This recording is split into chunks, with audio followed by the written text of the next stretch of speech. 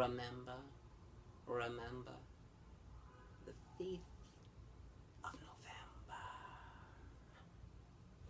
November. Hey guys, it's me, JPG, and welcome to Movie Madness.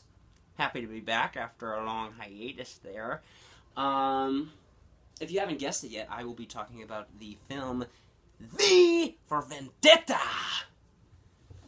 I just watched it for the first time yesterday, and I know I should have seen it a long time ago. I hate myself for putting it off this long, since it was such a brilliant film that really caught me off guard. But I need to talk about it, and I feel like it's an important time. It's a pertinent time to talk about this film, I believe. So here we go. It was directed by James McTeague, his really only successful film of his career so far, and written and adapted by the Wachowski brothers, now known as the Wachowski sisters, who are famous for The Matrix. That's a cat, sorry about that. Hey, Winnie. Let's see. Oh, yes, it was adapted from Alan Moore's graphic novel of the same name. And he also wrote Watchmen, which was also made into a film. You should check that out. Not half bad. And it stars Natalie Portman as Evie and Hugo Weaving as the titular character, V himself. And it takes place in a futuristic world run by a corrupt and abusive government. And all the events take place in Britain. And it just shows the uprise of this character V, acting as sort of a terrorist, domestic terrorist, promising to destroy or cause the Parliament building to explode on the 5th of November next year, on live television for everyone to see. Drawing the people in, making a connection with the citizens, and trying to make a statement. And this film is 10 years old, but still the visual storytelling, the writing, the pacing of the film was very wonderful. It was quite great. It was like right where it needed to be.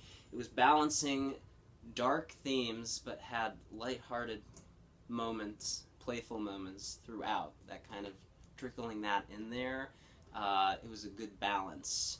Because when it goes into themes, because they are in a world where homosexuals are arrested and experimented on, Muslims, anyone that owns a Quran, is automatically executed, and it sounds, fairly reminiscent of a world that we could find ourselves in, even here in our bubble, the magical bubble that we live in the USA.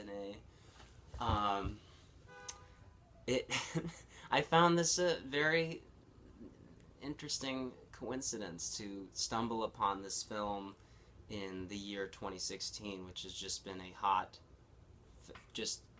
fire, just like a hot pile of trash, just on fire constantly.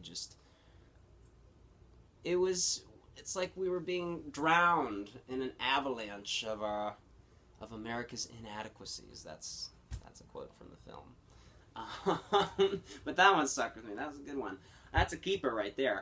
But just what Hugo Weaving's character V trying to accomplish in he's very sophisticated, witty, over the top kind of insane character who knows what needs to be accomplished in order to make change in this government, this system that has taken its people and abused them in ways that most of them don't even realize. They have been cheated, they have been lied to, and he knows that he needs to make a difference. He wants to see people come together, an uprising formed,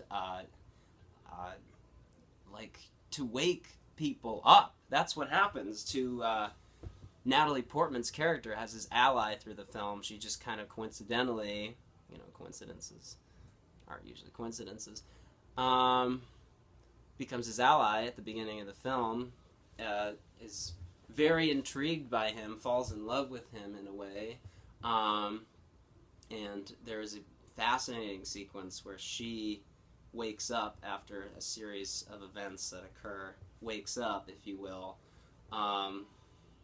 after having a very traumatic life. She's had a lot of awful blows dealt to her entire life, but she's just, been totally fine with it, just complying with what her the complying with the things that have been handed to her and the life that has been given to her.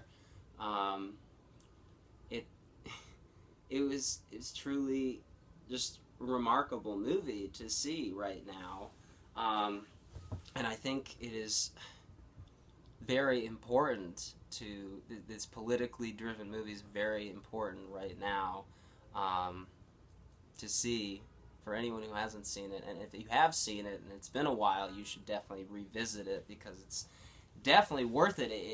It made me want to just talk about so many different things because I look at this movie and the world that has been created in it, and I feel like one really bad choice could lead us in the U.S.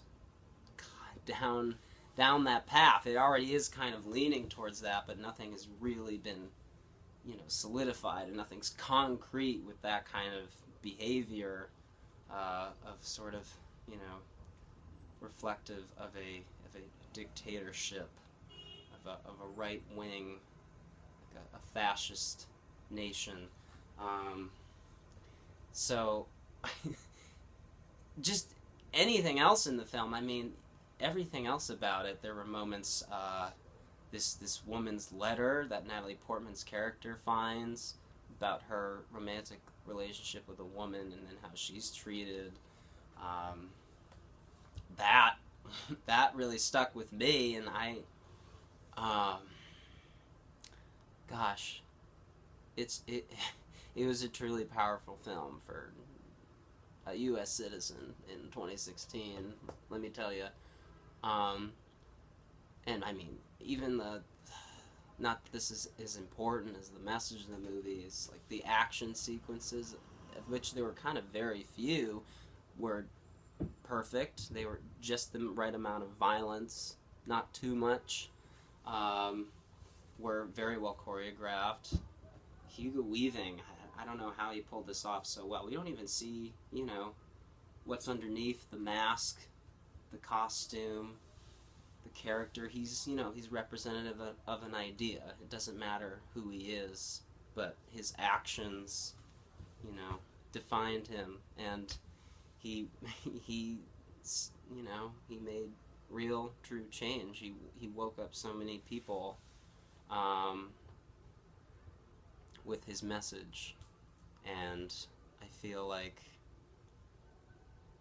there are people out there right now who, are, fine sitting by and letting our nation just kind of slowly crumble beneath us as, white nationalists and supremacists are, slowly trickling into our government, the cabinet of Donald Trump's, little troop of, that insanity. It's important to remember that if we come together as a collective unit, that we can make change if we realize what we can actually do and what's actually happening to us. With that aside, there were some amazing visual moments, specifically with a domino sequence, separate from the action sequences. That woman's story, and John Hurt's performance as, the big bad head of government. He said he represented so many things that you can see in a certain someone right now. It might not be a perfect movie, but right now, for me, it really accomplished what it needed to do. So I implore you to watch this movie or revisit it again and see maybe what it might bring up this time around. So yeah, you should get on that ASAP and maybe see what, how it will wake you up in a way, and what it will make you want to do to cause change, to bring something positive to the table, to go out in the world and band together with friends and colleagues that share your interests and really make a difference. There's a lot going on right now to bring up and talk about and get government officials' attention about.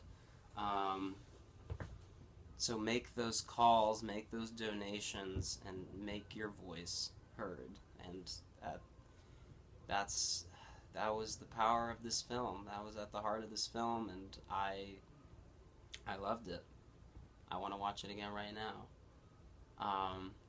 So I'm gonna give it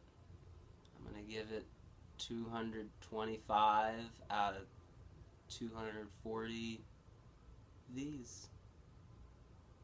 Thanks for joining me. Pass on this review, if you will. It wasn't much as a review, as more of just like how this movie affected me, but I hope you appreciated that. Go watch it for yourself and see what happens in here and in here. So until next time, I'm JBG, and thank you for joining Movie Madness. V for Vendetta. Go do it. Bye.